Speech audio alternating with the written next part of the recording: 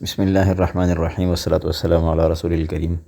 آج اگلی آیات دیکھ لیتے ہیں 46 سے 61 تک، جہاں سے تیسرا رکوع شروع ہو رہا ہے۔ اعوذ باللہ من الشیطان الرجیم۔ وَلِمَنْ خَافَ مَقَامَ رَبِّهِ جَنَّتَانِ فَبِأَيِّ آلَاءِ رَبِّكُمَا تُكَذِّبَانِ ذَوَاتَا أَفْنَانٍ فَبِأَيِّ آلَاءِ رَبِّكُمَا تُكَذِّبَانِ فِيهِمَا عَيْنَانِ تَجْرِيَانِ فَبِأَيِّ آلَاءِ رَبِّكُمَا تُكَذِّبَانِ فِيهِمَا مِن كُلِّ فَاكِهَةٍ زَوْجَانِ فَبِأَيِّ آلَاءِ رَبِّكُمَا تُكَذِّبَانِ متكئين على فرش بطائنها من استبرق وجنى الجنتين دان فبأي آلاء ربكما تكذبان فيهن قاصرات الطرف لم يطمثهن إنس قبلهم ولا جان فبأي آلاء ربكما تكذبان كأنهن الياقوت والمرجان فبأي آلاء ربكما تكذبان هل جزاء الإحسان إلا الإحسان فَبِأَيِّ آلَاءِ رَبِّكُمَا تُكَذِّبَانِ۔ جب ان آیات کا ترجمہ دیکھ لیجئے۔ اور جو شخص یعنی دنیا میں اپنے رب کے سامنے کھڑا ہونے سے ڈرتا تھا، اس کے لیے 2 باغ ہوں گے۔ اب بتاؤ کہ تم دونوں اپنے رب کی کون کون سی نعمتوں کو جھٹلاؤ گے۔ دونوں باغ شاخوں سے بھرے ہوئے۔ اب تم بتاؤ کہ اپنے رب کی کون کون سی نعمتوں کو جھٹلاؤ گے۔ انہی 2 باغوں میں 2 چشمے بہہ رہے ہوں گے۔ اب بتاؤ کہ تم دونوں اپنے رب کی کون کون سی نعمتوں کو جھٹلاؤ گے۔ فیہما من کل فاکہۃ زوجان، ان دونوں میں ہر پھل کے 2 جوڑے ہوں گے۔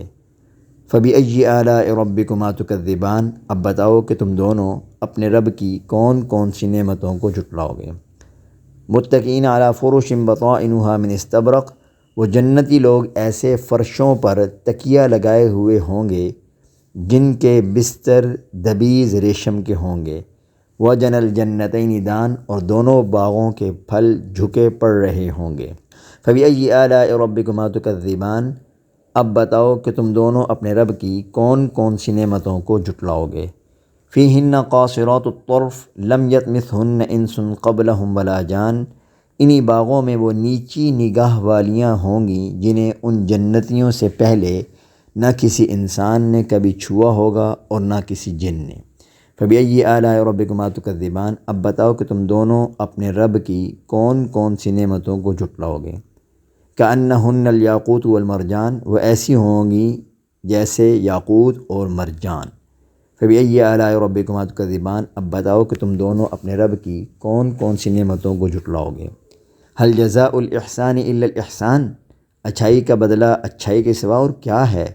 فبأي آلاء ربکما تکذبان، اب بتاؤ کہ تم دونوں اپنے رب کی کون کون سی نعمتوں کو جھٹلاؤ گے۔ یہ ان آیات کا ترجمہ تھا۔ گزشتہ جو ہم نے اب تک پڑھا ہے سورۃ الرحمن کا، تو اس کو ذرا ایک نظر دیکھ لیتے ہیں۔ پہلے سب سے اللہ تعالیٰ نے مطلقاً مادی، حسی اور روحانی انعامات کا ذکر کیا۔ پھر اس کے بعد اللہ تعالیٰ نے نافرمانوں کے انجام کا ذکر کیا اور برائی کی چیزوں سے خبردار کیا۔ خبردار کرنا بھی اپنی نعمت شمار کیا کہ یہ میری نعمت ہے تاکہ تم لوگ میرے عذاب سے بچ جاؤ۔ اب اگلی جو آیات آخری رکوع ہے، ان میں اللہ تعالیٰ اپنے فرمانبردار بندوں کا ذکر کر رہا ہے۔ پھر ان بندوں کے 2 گروہ بن جاتے ہیں جن کے اعمال کا بدلہ بھی اللہ تعالیٰ نے الگ الگ بیان کیا ہے۔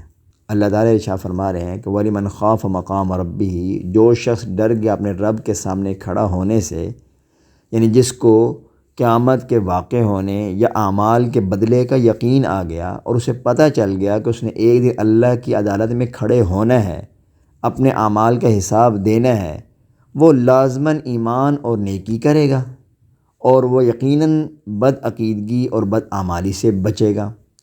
سورۃ النازعات کے اندر اللہ تعالیٰ ارشاد فرما رہے ہیں کہ وَأَمَّا مَنْ خَافَ مَقَامَ رَبِّهِ وَنَهَى النَّفْسَ عَنِ الْهَوَىٰ، جو شخص اپنے رب کے سامنے کھڑا ہونے سے ڈرا اور اپنے نفس کو خواہشات سے روکا تو فَإِنَّ الْجَنَّةَ هِيَ الْمَأْوَىٰ، بلا شبہ اس کا ٹھکانہ جنت ہی ہے۔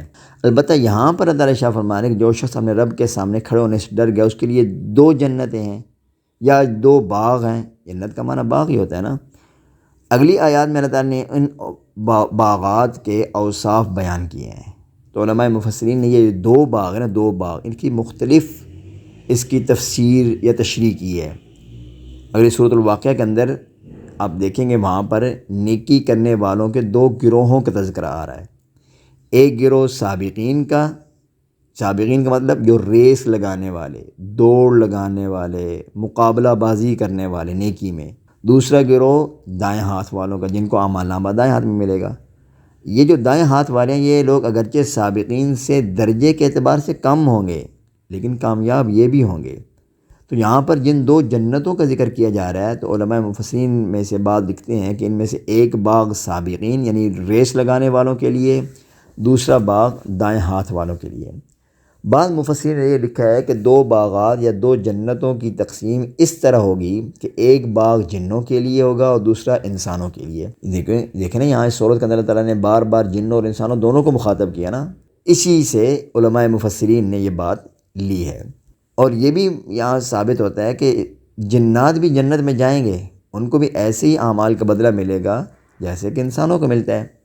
تو یہ بات یہاں پر قابل ذکر ہے کہ جنات کی تخلیق انسانوں کی تخلیق سے بہت پہلے ہوئی ہے اور ان کی آبادی بھی انسانوں کی آبادی سے کہیں زیادہ ہے۔ انسانوں کی طرح ان کی بھی پارٹیاں ہیں، ان کے بھی گروہ ہیں، ان کے اندر بھی مومن، کافر، مختلف مذہب والے اور نیک لوگ، نیک جنات، تقوی والے، سب ان کے ہاں بھی ہیں۔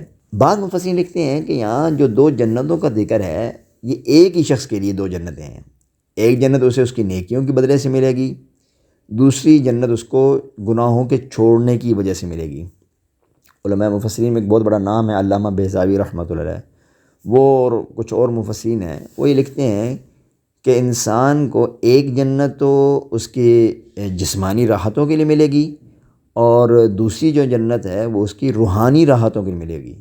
جسمانی راحت جیسے کہ آپ سمجھ لیں کہ کھانا ہے، پینا ہے، باغات ہیں، پھل، نہریں وغیرہ یہ سب کچھ، اور جو روحانی راحت ہے وہ یعنی انسان کو روحانی سکون یا اطمینان ملے گا۔ بعض مفسرین لکھتے ہیں کہ دو جنتوں میں سے ایک جنت انسان کو اس کے اچھے عقیدے کی بنیاد پہ ملے گی، دوسری جنت اچھے اعمال کی وجہ سے ملے گی۔ البتہ یہ بات ذہن رکھے کہ دونوں جنت ایک ہی شخص کے لیے ہے، یہ علامہ بہزاوی رحمۃ اللہ ان کی تفسیر کے مطابق۔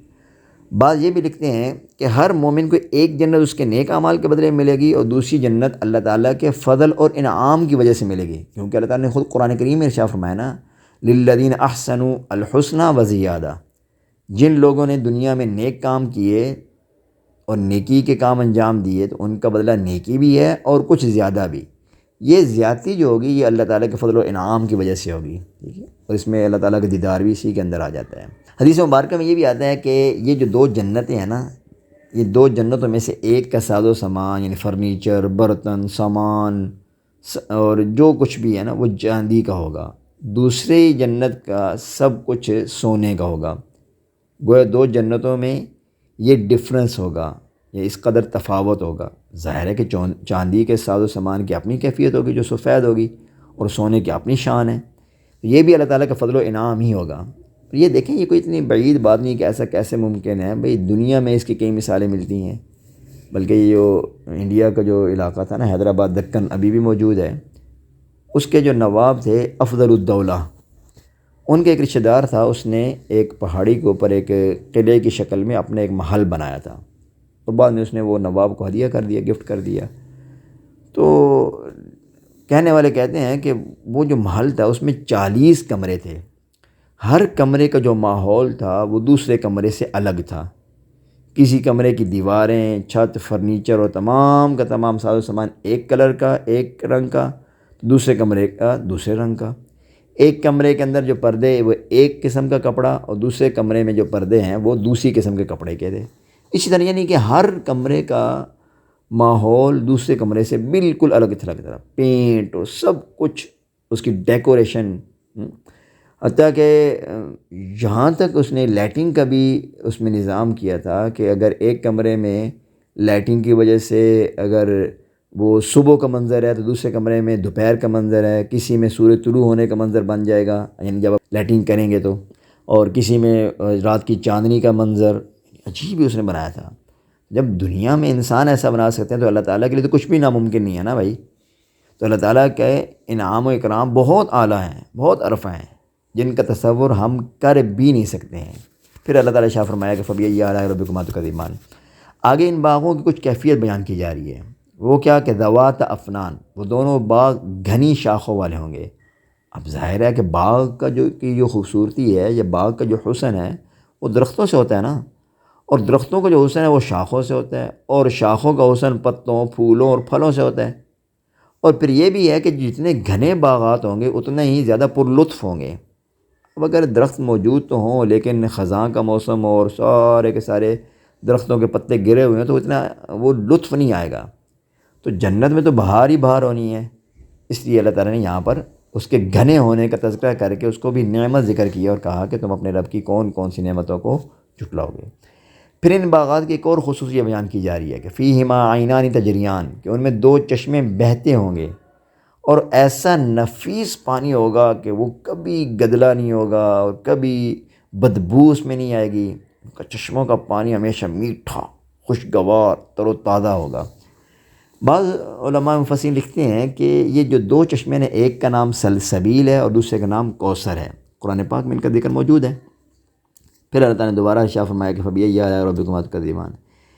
اس کے بعد آگے جو فرمایا فِيهِمَا مِن كُلِّ فَاكِهَةٍ زَوْجَانِ، کہ ان باغات میں ہر قسم کے جوڑا جوڑا پھل ہوں گے۔ وہاں پر مختلف قسموں کے پھل بے شمار موجود ہوں گے۔ جنتی جس قسم کا پھل چاہے گا اسے مل جائے گا۔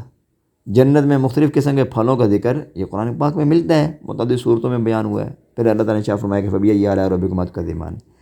اگلی آیات میں جنتیوں کے عیش و آرام کی حالت بیان کی گئی ہے، وہ کیا کہ متکئین علی فرش بطائنها من استبرق، وہ ایسے بستروں پر، بچھونوں پر تکیے لگا کر بیٹھے ہوں گے جن کا استر موٹے ریشم کا ہوگا۔ مطلب کیا ہوا کہ ان کا بستر انتہائی اعلیٰ نفیس قسم کا ہوگا۔ اب یہ ریشم وغیرہ کی مثال تو دنیا میں تو ملتی ہے، ویسے تو جنت کی ہر چیز بے مثال ہے، اور اس کی جو نفاست، عمدگی، اس کے تو کوئی دنیا میں مثال ملتی نہیں ہے۔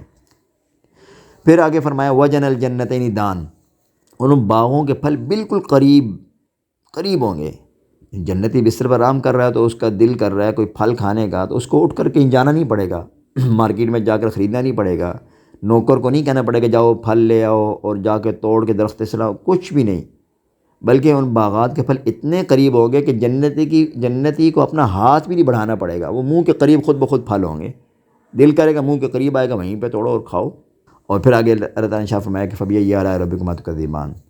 اب دیکھیں انسان کی جو بنیادی ضروریات ہیں، خوراک، پانی، لباس، مکان وغیرہ ہے نا، لیکن اس کے ساتھ ساتھ جو قرآن کریم میں ہمیں مزید بات ملتی ہے وہ یہ کہ انسان کو اپنے جوڑے کی بھی ضرورت ہوتی ہے، رفیق سفر کی ضرورت ہوتی ہے۔ تو مرد کو عورت کی ضرورت ہوتی ہے اور عورت کو مرد کی ضرورت ہوتی ہے۔ ان دونوں ضروریات کی تکمیل اور انسانی نسل کے باقی رہنے کے لیے ضروری بھی ہے، اللہ تعالیٰ نے اس کے لیے نکاح کو قائم کیا ہے۔ یہ سلسلہ تو دنیا تک محدود ہے، آگے جنت میں پہنچ کر آپ صلی اللہ علیہ وسلم کے ارشاد کے مطابق ہر شخص کو کم از کم 2 بیویاں ملیں گی، بلکہ حدیث مبارکہ میں یوں الفاظ آتے ہیں وَمَا فِي الْجَنَّةِ أَعْزَبُ، یعنی جنت میں کوئی شخص کنوارا نہیں ہوگا، سارے کے سارے جنتی وہ بیویوں والے ہوں گے۔ سورۃ طور کے اندر اللہ تعالیٰ نے جہاں جنت والوں کے اور انعامات کا ذکر کیا ہے، وہاں اللہ تعالیٰ نے ارشاد فرمایا کہ وَزَوَّجْنَاهُمْ بِحُورٍ عِین، ہم ان کا موٹی آنکھوں والی خوبصورت عورتوں سے نکاح بھی کر دیں گے۔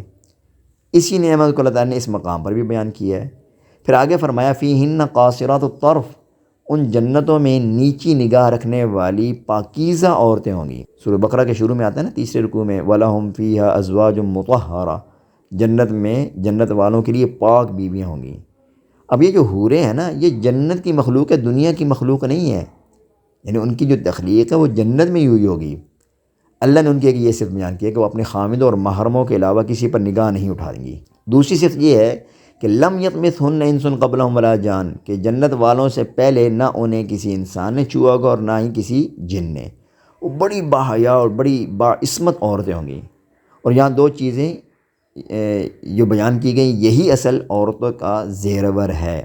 عصمت بڑی نازک چیز ہے، اگر عصمت نہیں ہے تو کچھ بھی نہیں ہے۔ دیکھیں نا سورۃ القصص کے اندر اللہ تعالیٰ نے شعیب علیہ السلام کی بیٹی کا جو تذکرہ کیا تو اس کی حیا کو ذکر کیا خصوصی طور پر، تمشی علی استحیاء، کہ وہ گویا حیا کی سواری پہ سوار ہو کر آئی۔ اور بلکہ رسول اللہ صلی اللہ علیہ وسلم حدیث مبارکہ ہے جس میں حیا نہیں ہے اس میں ایمان نہیں ہے۔ ٹھیک ہے، تو حیا صرف عورتوں کے لیے نہیں ہے ضروری، بلکہ یہ حیا مردوں کے لیے بھی ویسی ضروری ہے جیسی عورتوں کے لیے ضروری ہے۔ بلکہ آپ صلی اللہ علیہ وسلم فرمایا کہ پہلے نبیوں کی تعلیمات میں بھی تھا، اور آپ صلی اللہ علیہ وسلم کا فرمان بھی ہے کہ اگر اذا لم تستحی فاصنع ما شئت، اگر تجھ میں حیا نہیں تو جو جی چاہے کرتے رہو۔ تو حیا جو ہے یہ کمال درجے کی صفت ہے۔ تو جنت کی عورتیں باحیا بھی ہوں گی اور باعصمت بھی ہوں گی، اور جنتیوں سے پہلے انہیں کسی انسان یا جن نے ہاتھ بھی نہیں لگایا ہوگا۔ اب ہم دنیا میں دیکھتے ہیں کہ آج دنیا میں یہی دو چیزیں مفقود ہیں، ملتی نہیں ہیں، ناپید تقریباً ہو چکی ہیں۔ خاص طور پر اگر یورپین کنٹریز کو دیکھیں تو وہاں تو بے حیائی کا ایک طوفان آیا ہوا ہے نا۔ فیشن کے طور پر طرح طرح کی بے حیائی پھیلائی جا رہی ہے، جس کے اثرات اب اللہ معاف فرمائے ہمارے ملکوں تک بھی پہنچ چکے ہیں۔ شاہ ولی اللہ محدث دہلوی رحمۃ اللہ لکھتے ہیں نا کہ جب انسان فطری حالت سے باہر نکل جاتا ہے نا تو وہ پھر بے غیرت ہو جاتا ہے، اس میں وہ کمال کا جوہر باقی نہیں رہتا ہے۔ ان چیزوں کا پتہ ابھی نہیں چلے گا، ان چیزوں کا پتہ اس وقت چلے گا جب اللہ کی عدالت میں کھڑے ہوں گے، وہاں اعمال کا بدلہ جب دیا جائے گا۔ تو یہاں جس انداز سے ہمارے ملک میں بھی بڑے بڑے طبقات کے لوگ، ان کی سرپرستی میں بے حیائی کو فروغ دیا جا رہا ہے، اللہ تعالیٰ ہم سب کی حفاظت کرے۔ لیکن اللہ تعالیٰ نے جنتی عورت کی اللہ تعالیٰ نے تعریف اور کوئی صفت نہیں بیان کی یہاں پر، ایک صفت بیان کی، ان کی نگاہیں نیچی ہوں گی، تو باعصمت باحیا ہوں گی، وہ کسی دوسری طرف آنکھیں اٹھا کر بھی نہیں دیکھیں گی۔ بہرحال اللہ تعالیٰ نے جنت کی عورتوں کی صفت بیان کی ہے۔ آگے فرمایا فَبِأَيِّ آلَاءِ رَبِّكُمَا تُكَذِّبَانِ، پھر آگے فرمایا کہ كَأَنَّهُنَّ الْيَاقُوتُ وَالْمَرْجَانُ، وہ عورتیں گویا یاقوت اور مرجان ہوں گی۔ پھر آگے فرمایا هَلْ جَزَاءُ الْإِحْسَانِ إِلَّا الْإِحْسَانُ، کہ جو نیکی کا بدلہ وہ نیکی ہی ہو سکتی ہے نا، نیکی کا بدلہ نیکی کی صورت میں ہی ملے گا۔ اگر دنیا میں نیکی کی ہوگی، نیک نیت کے ساتھ اچھے اعمال کیے ہوں گے تو ان کی جزا بھی اچھی ہوگی۔ سورہ الف لام میم سجدہ میں اللہ تعالیٰ نے ارشاد فرمایا نا فَلَا تَعْلَمُ نَفْسٌ مَّا أُخْفِيَ لَهُم مِّن قُرَّةِ أَعْيُنٍ جَزَاءً بِمَا كَانُوا يَعْمَلُونَ، یعنی کوئی شخص نہیں جانتا کہ اللہ تعالیٰ نے ان کی آنکھوں کی کیسی ٹھنڈک چھپا رکھی ہے، یہ ان کے اعمال ہی کا بدلہ ہوگا جو وہ دنیا میں انجام دیتے رہے۔ تو اللہ نے ان بندوں کی خوشی اور راحت کے لیے بے شمار چیزیں تیار کر رکھی ہیں جن کا علم وہیں جا کے پتہ چلے گا۔ دنیا میں اس تک عقل کا گھوڑا دوڑ کر پہنچ ہی نہیں سکتا بالکل بھی۔ پھر اللہ تعالیٰ نے آخر میں ارشاد فرمایا فَبِأَيِّ آلَاءِ رَبِّكُمَا تُكَذِّبَانِ، اب تم دونوں اپنے رب کی کس کس نعمت کو جھٹلاؤ گے۔ اللہ تعالیٰ ہمیں وہ تمام اعمال کرنے کی توفیق عطا فرمائے جن اعمال کے بدلے میں یہ جو صفات بیان ہوئی ہیں یہ انسان کو میسر ہوں گی۔ آمین ثم آمین۔